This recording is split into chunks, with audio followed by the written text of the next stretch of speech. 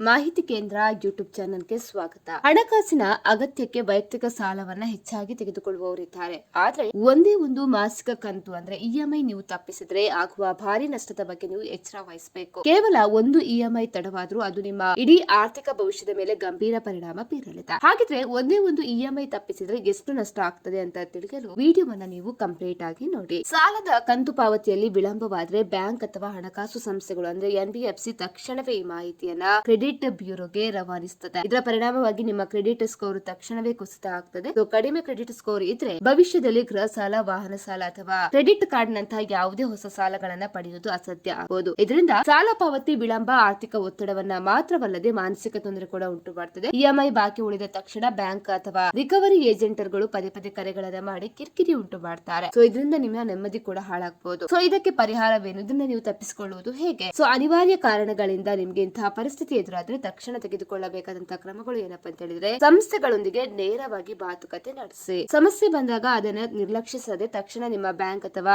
NBFC ಜೊತೆಗೆ ಮಾತನಾಡಿ ಪರಿಸ್ಥಿತಿಯನ್ನ ವಿವರಿಸಿ. ಅದೇ ರೀತಿ ಸಾಲದ ಅವಧಿಯನ್ನ ಹೆಚ್ಚಿಸಿ ಮಾಸಿಕ ಇಎಂಐ ಮೊತ್ತವನ್ನ ಕಡಿಮೆ ಮಾಡುವ ಕುರಿತು ನೀವು ಮನವಿ ಕೂಡ ಮಾಡಬಹುದು. ಆದ್ರೆ ಹಳೆಯ ಸಾಲ ತೀರಿಸಲು ಮತ್ತೊಂದು ಹೊಸ ಸಾಲ ತೆಗೆದುಕೊಳ್ಳುವ ತಪ್ಪನ್ನ ನೀವು ಮಾಡಬೇಡಿ. ಇದು ಸಾಲದ ಹೊರೆಯನ್ನ ಮತ್ತಷ್ಟು ಹೆಚ್ಚಿಸುತ್ತದೆ. ಅದೇ ರೀತಿ ನಿಮ್ಮ ಹಣಕಾಸು ನಿರ್ವಹಣೆಯಲ್ಲಿ ಬದಲಾವಣೆ ತಂದು ಅನಗತ್ಯ ಖರ್ಚುಗಳನ್ನ ಕಡಿತಗೊಳಿಸಿ ಬಜೆಟ್ ಅನ್ನ ನಿಗದಿ ಮಾಡಿ. ಇನ್ನು ಸಾಧ್ಯ ಆದ್ರೆ ಹೆಚ್ಚು ಬಡ್ಡಿ ಇರುವ ಸಾಲಗಳನ್ನು ಮೊದಲು ಪಾವತಿಸಿ ಮುಗಿಸಲು ಆದ್ಯತೆಯನ್ನ ನೀಡಿ. ಅದೇ ರೀತಿ ಸಮಯಕ್ಕೆ ಸರಿಯಾಗಿ ಇಎಂಐ ಪಾವತಿಸುವ ಅಭ್ಯಾಸ ನಿಮ್ಮ ಕ್ರೆಡಿಟ್ ಸ್ಕೋರ್ ಅನ್ನ ರಕ್ಷಿಸಿ ಭವಿಷ್ಯದ ಸಾಲದ ಅವಕಾಶಗಳನ್ನು ಕೂಡ ಸುರಕ್ಷಿತವಾಗಿರ್ತದೆ. ಸ್ನೇಹಿತರೆ, ಈ ಮಾಹಿತಿ ಇಷ್ಟ ಆದಲ್ಲಿ ವಿಡಿಯೋಗೊಂದು ಲೈಕ್ ಅನ್ನ ಕೊಡಿ. ಅದೇ ರೀತಿ ಮತ್ತಷ್ಟು ಅಪ್ಡೇಟ್ ಗಾಗಿ ನಮ್ಮ ಮಾಹಿತಿ ಕೇಂದ್ರ ಯೂಟ್ಯೂಬ್ ಚಾನೆಲ್ ಅನ್ನ ಸಬ್ಸ್ಕ್ರೈಬ್ ಮಾಡ್ಕೊಳ್ಳಿ.